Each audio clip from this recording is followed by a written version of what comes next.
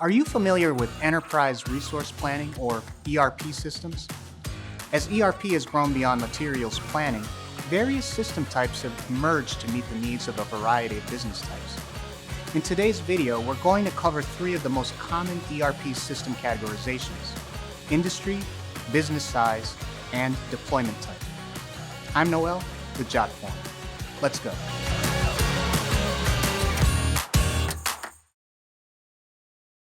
Let's begin with a little history about ERP. ERP began in the 1960s to improve how material requirements for products were predicted, but the term itself wasn't coined until the 1990s. That's when it grew to be the central operating system for many enterprises.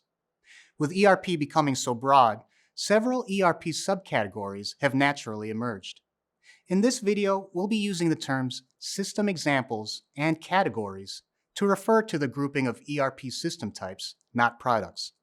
That being said, let's go ahead and look at some ways you can determine which ERP system your company might need based on its industry, size, or deployment type. First, let's look at ERP systems by industry. Some vendors provide ERP software designed for specific industries, and there are several benefits of using a product built for your industry. The system may function better in your regulatory environment, and the processes in the system are likely to be customized to meet your industry's needs. However, the downside is that you may end up with a product that's harder to use than a product that's not industry-specific. And the vendor of an industry-specific system may have fewer resources to maintain the system over time. If you choose to go with an industry-specific product, here are a few examples by industry. For the manufacturing industry, there's Infor Cloud Suite Industrial. In healthcare, there's Allscripts, which provides an ERP solution for hospitals and other healthcare organizations. And for construction, there's Penta, a system used by both construction companies and contractors. Further, there are two key concepts you should keep in mind when considering ERP systems by industry. First, bigger companies like SAP, Oracle, Microsoft, and Infor are likely to have the largest market share within each industry. And second, those large ERP vendors target their messaging towards each industry. They may even offer certain modules for specific industries. But don't let their marketing-focused messaging confuse or deter you.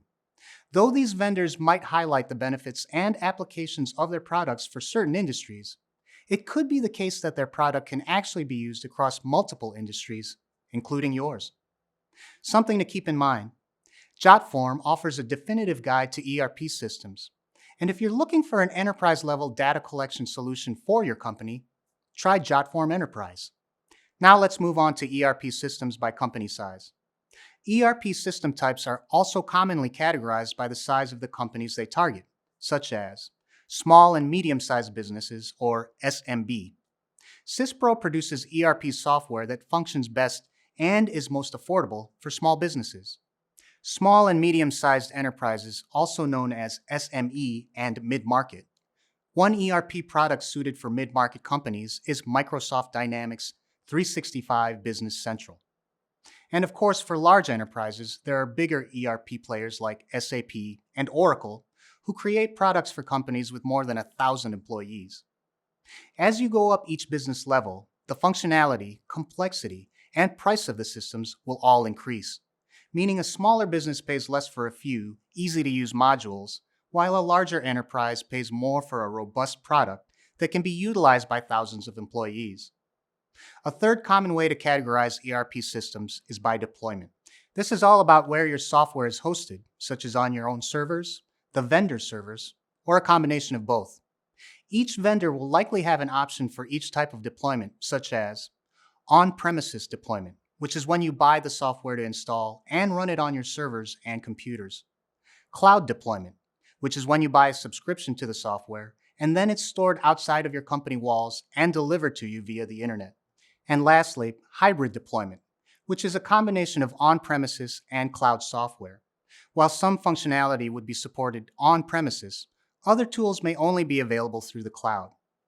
If you're looking for additional ERP resources, visit Jotform's website to learn more about enterprise resource planning, ERP implementation, and the best ERP systems on the market today. Before I sign off, Let's do a quick review. Though ERP began as a method of materials planning, it has grown to encompass a variety of categories. Nowadays, ERP systems are commonly categorized in three ways. There are systems by industry, which consider specific industry needs. Systems by company size, in which systems increase in price and functionality as business size increases. And lastly, systems by deployment, which focuses on where the software will be hosted and supported. Thanks for joining us today. I'm Noel with Jotform. We'll see you next time.